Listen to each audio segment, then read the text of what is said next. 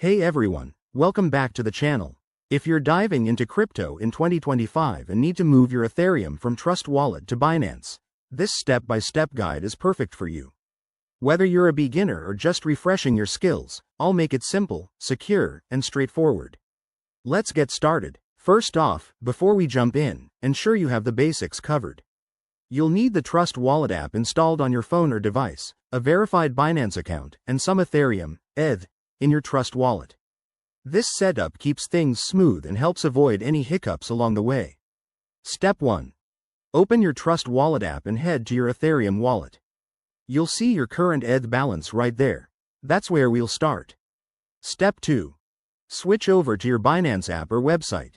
Go to your wallet section, select Ethereum, and copy the deposit address. This is super important, so double check it to prevent any errors. One wrong character could send your ETH to the wrong place. Step 3. Back in Trust Wallet, tap the Send button. Paste the Binance address into the recipient field, enter the amount of ETH you want to transfer, and take a moment to review the transaction fees. In 2025, network fees might vary, so keep an eye on that to avoid surprises. Step 4. Hit Next or Confirm to review everything. Make sure the details are correct, then authorize the transaction with your wallet's security features, like a PIN or biometric scan. Once confirmed, your ETH will be on its way. It usually takes a few minutes to an hour for the transfer to show up on Binance, depending on network traffic.